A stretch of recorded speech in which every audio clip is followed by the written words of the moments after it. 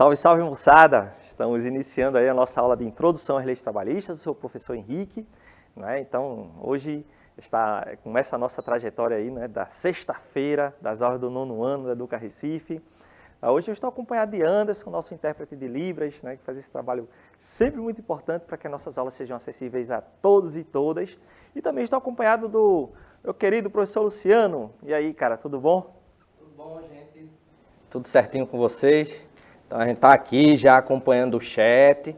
Então, qualquer questão, qualquer dúvida, vocês vão colocando, lançando aqui no chat, que a gente está de prontidão aqui para passar os questionamentos de vocês para o professor Henrique, ok? Então, vamos lá. É isso aí, gente. Olha, diga aí que escola vocês são, comentem a aula, né? Apareçam aí no nosso chat, tá bom? O professor Luciano está ali de plantão. Quem ainda não tem o nosso aplicativo, tá certo? Então, pode utilizar o nosso QR Code que vai aparecer aqui, ó, no cantinho da tela. Então, já aparece os dois, ó.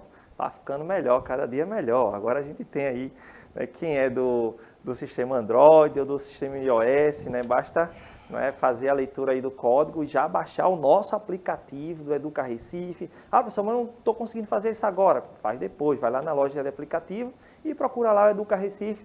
Baixa, né, faz o cadastro, a escola de vocês estão ajudando vocês a fazerem isso, para que a gente possa conversar, a nossa aula ficar mais interativa, tá certo? Isso é importante, muito importante para todos nós. E aí também aproveito para mandar esse abraço para os professores e professoras da rede, né? Então, estamos juntos nas nossas lutas e, né, gente, vamos nos ajudar aqui, né, para construir essa educação do Recife, né, cada vez melhor. Beleza? Ó, então, como eu falei para vocês, a gente está nessa série em outras aulas, né, de estudo sobre o mundo do trabalho na atualidade, pensando tanto a questão das inovações, como os desafios, como as dificuldades, e hoje a gente vai falar sobre como esse processo de modernização tem atentado, né, nas relações cotidianas de trabalho, no sentido tanto da precarização quanto de oportunidades. Então, é esse debate que a gente vai continuar realizando aqui. Afinal de contas, a gente precisa analisar melhor esse mundo do trabalho, né? E aí eu começo chamando a atenção para um filme, gente, um filme muito bacana, de 1936, que se chama Tempos Modernos. É um filme do Charlie Chaplin. E olha, eu vou dizer uma coisa para vocês. A gente às vezes tem um certo preconceito, digo, gente, nós jovens e tal, né? Então, tem um preconceito para assistir filme em preto e branco, filmes do passado, sabe? Ah, professor, mas esse filme é chato, sabe? Por que você vê lá o filme em preto e branco? Vou dizer uma coisa para vocês, assistam que vocês não vão se arrepender nem um pouquinho. Já assistiu Tempos Modernos, professor? Já assisti, sim. Inclusive, é um filme bem legal, né? Você começa assistindo o filme ali, filme preto e branco, como o professor falou, mas você se empolga de uma forma tal. É um filme bastante divertido e que traz uma crítica muito interessante aí, que eu acredito que o professor Henrique vai comentar aí com vocês. Pois é, gente. Olha essa cena aí do Tempos Modernos, né, que eu estou mostrando para vocês. A gente tem uma linha de produção, aí o nosso personagem está lá trabalhando, né, e todo momento o filme está apontando para um processo de desumanização do trabalhador, no qual o sujeito se insere aí na linha de produção apenas como uma peça, né, desse processo produtivo. É um processo de modernização da produção industrial, a aceleração da produção em uma linha de montagem, de uma tecnologia. A gente está falando aí no início do século XX, as linhas de montagem eram uma novidade desse período, né? Então, o personagem, aliás, o filme como um todo, traz essa crítica, né, a esse processo em que o trabalhador ele vai se inserir como uma peça dessa linha de produção. É essa modernidade do mundo do trabalho que está sendo criticada ali, particularmente em seus efeitos sobre os trabalhadores. De forma bem humorada, mas ao mesmo tempo muito crítica, né, professor Luciano? Verdade. E a gente observa aí, né? Não sei se vocês perceberam, mas nessa cena em específico aí a gente vê que cada personagem ali ele tinha uma função, né? Na montagem daquela peça ali. Eu vou repetir aqui a cena enquanto a gente conversa, eu vou colocar ela aqui para rodar novamente. Nesse sentido, né?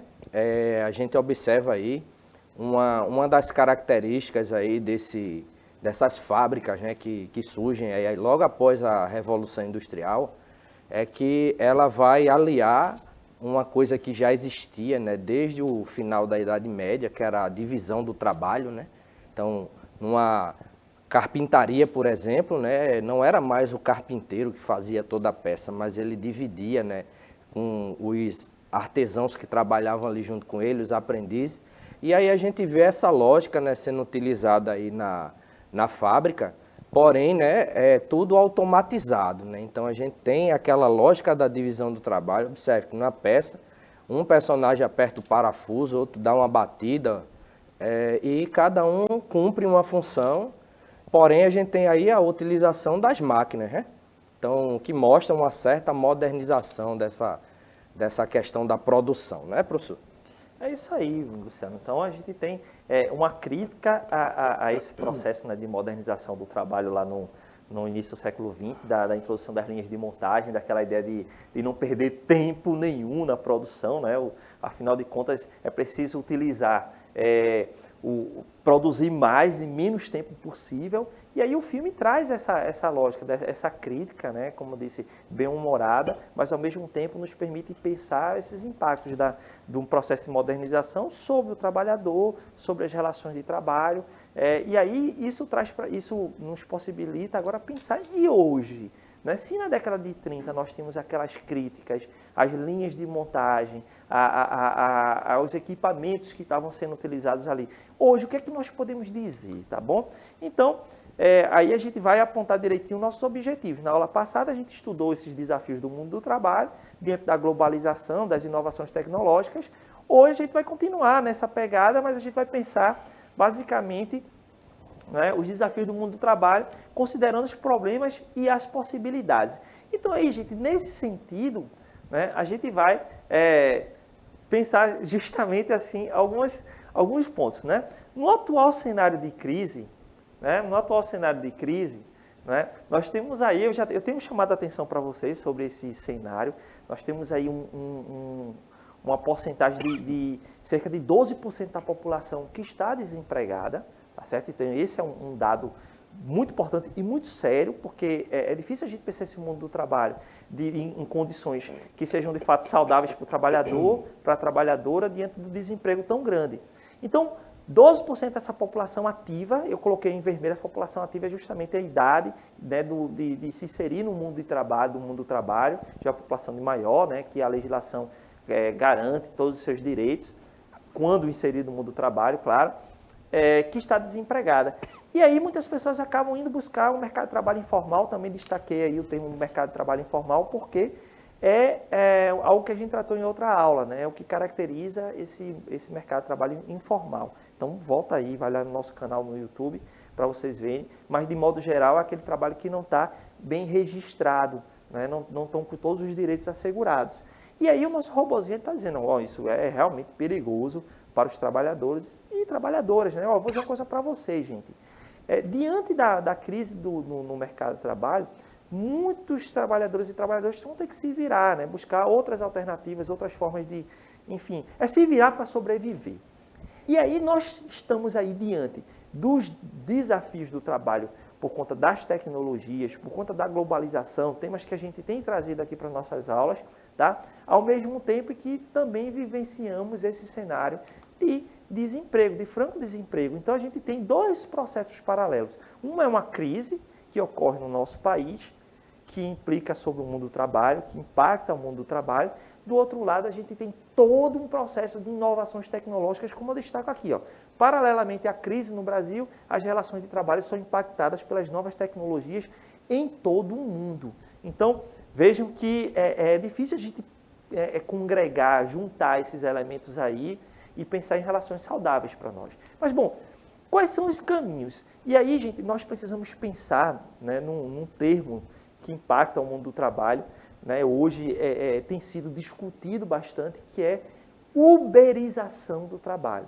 Provavelmente, quando eu falei a palavra uberização, vocês devem ter lembrado de um aplicativo, né, de uma empresa que a gente frequentemente utiliza para chamar um transporte, né, um automóvel para a gente se locomover para alguma área. Então a gente utiliza um aplicativo que tem esse nome, né, de uma empresa, e o termo uberização é uma referência justamente a essa empresa, porque ela se caracteriza justamente por essas relações de trabalho que nós vamos falar aqui, mas que se estendeu. Né? Começa com o setor de transporte, nós vamos ter outras empresas que vão copiar, né? vão atuar de uma forma parecida, né? Utilizando transporte, mas hoje já se estendeu a entrega de mercadorias, principalmente de alimentos. Existem empresas especializadas que operam aplicativos para que as pessoas, né, possam pedir alimentos. Então, um dos impactos mais perceptíveis é o quanto a tecnologia dos aplicativos abriram espaço para novas formas de exploração econômica.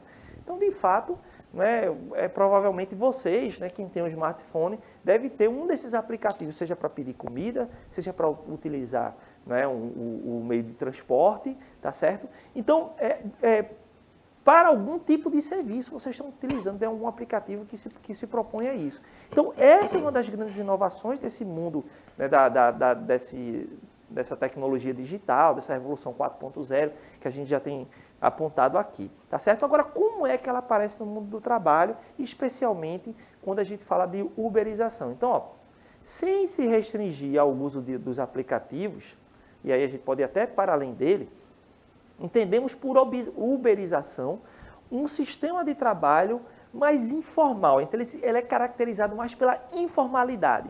Então, dificilmente a gente vai ter um serviço de aplicativo em que as pessoas que estão realizando serviços através desse aplicativo, elas, né, se estabeleceram dentro de uma condição formal de trabalho, ou seja, assinou a carteira do trabalhador, da trabalhadora. Então, geralmente, o sujeito, né, enquanto trabalhador, ele não está vinculado através da assinatura de uma carteira de trabalho e, consequentemente, ter os direitos trabalhistas assegurados, então não está ali realizado uma relação formal de trabalho. Um outro aspecto é que ele é flexível. É flexível porque, assim, a princípio, o trabalhador ou trabalhadora vai trabalhar de acordo com a sua necessidade, com o que ele ou ela está precisando, tá? Faz o horário que interessa a esse trabalhador ou trabalhadora e é por demanda, ou seja, houve a necessidade, vai haver o serviço. Se não houver necessidade, se não houver a demanda, ou seja, a necessidade de que o serviço seja oferecido, então ele não vai ser pedido. Então, por exemplo, se ninguém chamar o veículo para se locomover, então os sujeitos vão ficar parados. Então, de modo algum, esse sujeito é ativado para trabalhar, tá bom? Então, esse seria o que caracteriza essa uberização, trabalho informal, flexível e por demanda, tá beleza? Então, ok, vamos um pouquinho mais à frente para a gente poder pensar o seguinte. Então, com a automação, e a gente está falando, né, os processos estão acontecendo de forma automática, a inteligência artificial, né, muitos observam que a uberização é a modernização do mundo do trabalho. Então, isso quer dizer o seguinte, que essas tecnologias, elas impactam o mundo do trabalho e a modernização se dá através dessas novas relações que apareceram com esses aplicativos. Portanto, para muitos, esse seria um aspecto assim, muito positivo de mudança no mercado de trabalho. Daqui para frente, a gente deve pensar o mundo do trabalho envolvido nessas tecnologias, nesses aplicativos, em novas relações, tá? Então, esse é um discurso, mas nós vamos ver outros discursos também sobre o trabalho. Então, como é que a gente vai entender melhor essa relação? Então, seria a modernização do mundo do trabalho. Então, para alguns, o modelo é visto como mais eficiente, onde o ou a trabalhadora tem mais autonomia. Então, não deixa de ser verdade que, por exemplo, ao invés de ir para um trabalho que começa às 8 horas e eu largo às 17 horas, então eu pego de 8 às 17 horas, ao invés disso, o trabalhador ele que resolve qual horário que vai trabalhar. Isso aqui é melhor para mim, isso aqui não é melhor. Então, a princípio, existe um pouco mais de autonomia para o trabalhador, teoricamente, tá certo? E que seria mais eficiente porque justamente onde há maior demanda é justamente onde vai ter maior oferta de serviço. Teoricamente, então, quando mais gente precisa do serviço de automóvel, quando mais gente precisa de solicitar alimento, é quando as pessoas vão estar mais envolvidas no trabalho, na oferta do serviço, através dos aplicativos, tá bom? E aí leva aquela ideia do patrão de si próprio. Então, você seja seu próprio patrão. Esse é o discurso que está presente aí nesses serviços de aplicativo e nessa concepção de trabalho. Mais liberdade, flexibilidade, seja patrão de si próprio, trabalhe quando interessar a você. Então, é basicamente isso que é prometido dentro dessa relação moderna. Agora, será que é isso mesmo, gente? Então, olha, professor Luciano, Eu vou começar a pensar aqui uma questão para vocês, que é justamente o seguinte, né? A uberização ela é também vista como uma precarização do trabalho. Então, você falava precarização, estou falando de trabalho precário, né, em más condições. É como colocar aí. Para outros, a uberização significa a precarização do trabalho, uma vez que o ou a trabalhadora fica desacobertado de grande parte das leis trabalhistas. Como é que você pensa essa questão, professor Luciano? Vê só, em um certo período, né, certo período aí, eu resolvi me cadastrar, né, em um desses aplicativos aí de transporte, né, eu digo, vou fazer um extra. Trabalhava aí no momento em que estava me dirigindo para casa, aí eu ligava lá o aplicativo, e se tivesse, fazia uma corrida, né, aí só que eu desisti. Eu vou dizer por quê. Porque, assim, você está utilizando, no caso, eu utilizava um veículo que é meu, né?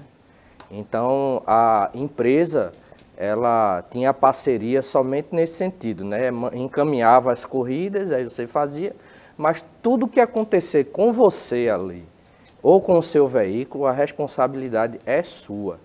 Você coloca uma pessoa dentro do carro. Vamos imaginar numa situação extrema, que aquela pessoa que está dentro do carro é algum criminoso. Se ocorrer algum assalto, alguma coisa ali, a responsabilidade é sua. Você está trabalhando para a empresa, mas a empresa ela não vai se responsabilizar por nada que acontece com você. Então, nessa perspectiva, o que a gente observa é que, quando o professor fala da precarização do trabalho, a gente tem essa ideia, né, de que você tem ali um vínculo, né, com aquela empresa, no sentido apenas dela fornecer os clientes para você. Então, ela lucra, né, na medida que você vai prestar um serviço, né, ela vai terceirizar um serviço, não é ela que oferece serviço, é você que vai realizar aquele serviço e você fica ali, ó, sem todos os seus direitos trabalhistas, né? Você não tem direito ali a FGTS, não tem direito às férias, né? Ah, professor, mas ali eu sou empresário de mim mesmo, né? Não é. Eu faço meu horário, faz, mas se você também não trabalhar, você não recebe. Então, é diferente, né, de se você tivesse um vínculo, né, empregatício, né? Exemplo, a gente trabalha como professor na prefeitura. Final de semana, sábado e domingo, a gente está em casa. Mas a gente goza de um direito, né, que é o chamado descanso semanal remunerado. Então, a gente tem a contabilização daquele dia de sábado e domingo como se fosse dia de trabalho. Então, a gente vai ter o valor diário do nosso trabalho ali assegurado, com a possibilidade de descansar para repor as energias para poder trabalhar mais uma semana. E quem trabalha com esses aplicativos não tem direito a isso. Eu fiz um esqueminha aqui para a gente poder acompanhar, né? Então você que está em casa, está acompanhando nossa aula, né? E quiser interagir aqui conosco, né? Então tá no nosso aplicativo. Vocês podem mandar mensagem aí no chat, comentar como é que vocês observam essas relações de trabalho, se tem algum familiar de vocês que realiza esse serviço, quais são os problemas que essas pessoas enfrentam, enfim. Mas eu trouxe aqui o exemplo de João, né? João entrega alimentos, ele utiliza uma bicicleta para, né, entregar alimentos pelas ruas do Recife, tá? Então, o primeiro ponto que eu queria destacar aqui é, uma vez que você oferece trabalha vinculado a esses serviços através desse serviço de aplicativo, então ele não tem direito trabalhista assegurado, não existe uma relação formalizada de trabalho. Portanto, né, a garantia de um salário mínimo, de uma jornada de trabalho que é estabelecida por lei, a lei vai dizer assim, olha, só pode trabalhar tantas horas por semana, tá certo? No caso, são 220 horas por semana. Não, uma empresa, quando assina a carteira, ela vai se comprometer a pagar pelo menos um salário mínimo, que é um pouco mais de R$ 1.100. Então, existe, né, você tem direito a férias, ao descanso remunerado, que o professor Luciano falou. Então, no caso de João, ele não tem direito algum, certo? Então, é apenas receber pela entrega. Se ele entregar, vai receber. Se ele não entregar, não recebe coisa nenhuma. E a empresa que opera o serviço de aplicativo, ela vai ficar ainda com a parcela do valor que João, né, teria recebido por entregar o produto, né, um hambúrguer, sei lá, uma feijoada, seja lá o que alguém pedir, tá? Então, o outro ponto aqui que eu quero destacar é justamente o seguinte: a empresa responsável pelo produto e a administradora do aplicativo não possui nenhum vínculo, né? Na verdade, eu complemento a outra questão. E é basicamente o seguinte: João vai ser chamado, alguém vai pedir uma comida, e aí João vai chegar numa empresa A, que vai pegar a comida que essa empresa A produz e entregar através da empresa B, que é a empresa de aplicativo, para alguém que comprou, que é uma pessoa C. Então, entre A, B e C, João não tem vínculo com ninguém. Ele está sozinho. Então, ele recebe o pedido pelo aplicativo, a empresa operadora do aplicativo, vai até uma outra empresa que produz a comida, pega essa comida e entrega para outra pessoa. Nenhuma dessas pessoas tem responsabilidade sobre ele. Imagina que João está ali pedalando e pá, sofre um acidente e quebra a perna. Então, nenhuma dessas pessoas vão se responsabilizar por João. Ele vai para o hospital, ele vai ficar lá 15 dias com gesso na perna, não vai poder trabalhar, também não vai ganhar mais nada. Ele está sozinho.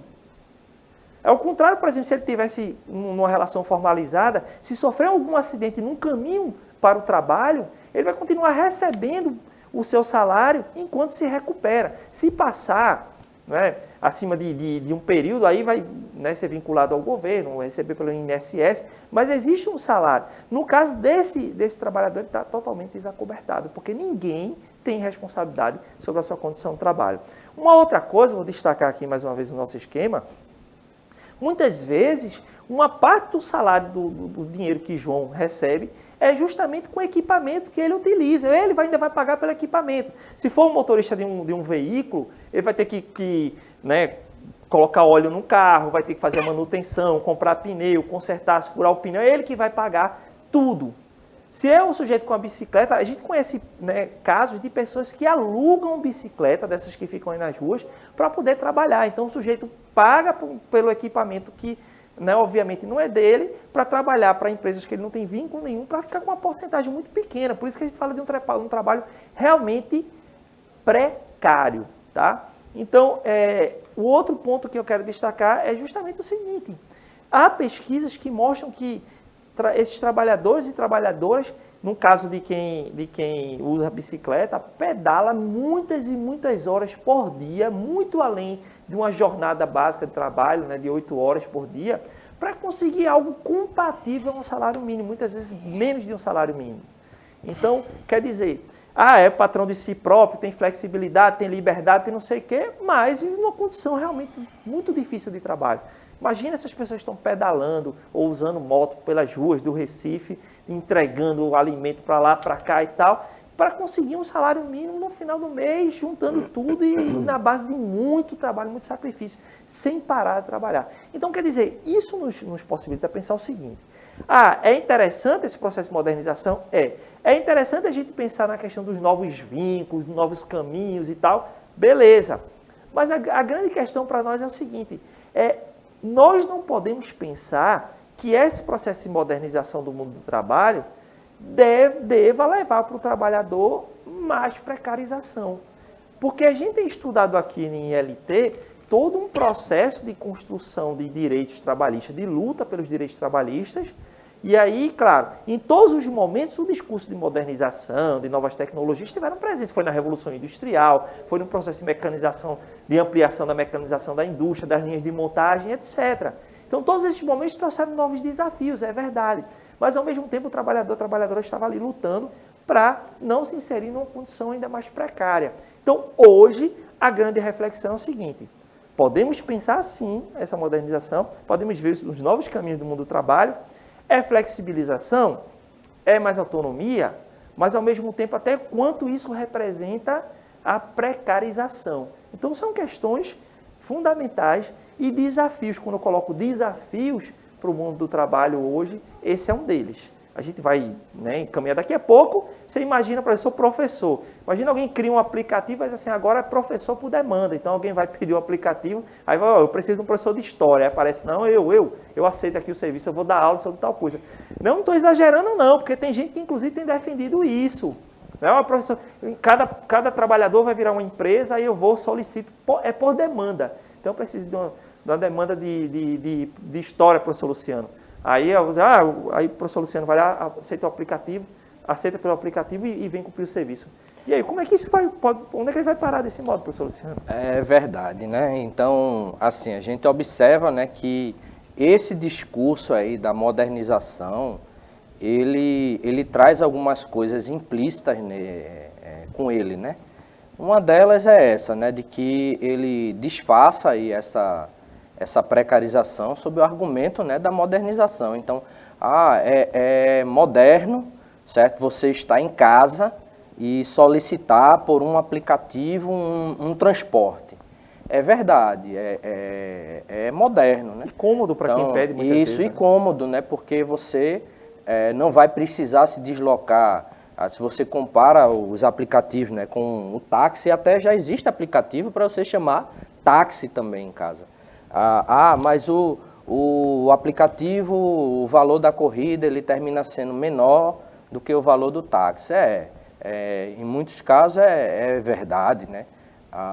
Mas em compensação, o trabalhador ali, ele está totalmente descoberto, né? Então, você termina, de certa forma, né, com esse uso do discurso da modernidade, você termina contribuindo, né, para a exploração de trabalhadores, né, e trabalhadoras. Lógico, né, a gente não vai colocar aqui também, né, professor, que a gente é contrário à questão da modernização. Existem muitos ganhos, né, por exemplo, com a modernização das técnicas, né. Se a gente hoje, por exemplo, nessa pandemia, a gente está podendo tomar uma vacina, né, que foi a vacina que foi produzida em tempo mais hábil, é porque a tecnologia, a modernização, né, da tecnologia permitiu que pesquisadores, né, do mundo todo eles pudessem dialogar, um pesquisador lá do Japão dialogar com um pesquisador aqui do Brasil, com outro lá da Alemanha, da Índia, ao mesmo tempo, né, se utilizando de um aplicativo, né, e essa troca ela termina beneficiando a população. Mas em contrapartida a gente tem que estar ligado, né, nesse discurso, né, de precarização, nessa questão da exploração que traz alguns desses serviços, né, que são apresentados como modernos. Deixa aí a sua opinião no nosso chat, deixa aí na nossa aula, lá no canal do YouTube, tá certo? Mas realmente a gente precisa pensar um pouco, né? A modernidade e a tecnologia, ela não pode vir acompanhada de um processo de precarização das pessoas que trabalham. Principalmente a gente está considerando as situações tão difíceis da atualidade. Então, vamos para a atividade aí, ó. Explica o que é a uberização do trabalho, então tente sintetizar isso que a gente trabalhou na nossa aula hoje. Né? E a segunda você conhece pessoas que trabalham realizando serviços através de aplicativos? Pesquise como são as experiências dessas pessoas, né? E traga um relato sobre isso, tá bom? Beleza, gente? Então é isso. Professor Luciano, muito obrigado por nos acompanhar na nossa aula de hoje. Por nada, a gente tá junto aí nesse trabalho. E só lembrar, né, gente, vocês podem participar aqui no chat. Hoje a gente teve alguns alunos entrando aqui, vou mencionar eles aqui, ó. A gente teve o Pedro, o Antônio e o Luiz, eles entraram para assistir a aula, né? Mas não lançaram aqui nenhuma pergunta, nem nenhum questionamento. E a gente vai pedir para que quando vocês entrarem aqui no chat, vocês coloquem aí o nome da escola, né, da qual vocês fazem parte, da qual vocês estudam, porque ajuda a gente a ter uma noção de quem são os alunos e alunas que estão entrando aqui, né? No mais, mandar um abraço para esses 3 alunos, né, que entraram. E é isso, estamos juntos aqui, professor. É isso aí, obrigado então, obrigado também a Anderson que esteve aqui conosco. E vem aí com vocês agora a aula de arte. Valeu, moçada, até a próxima.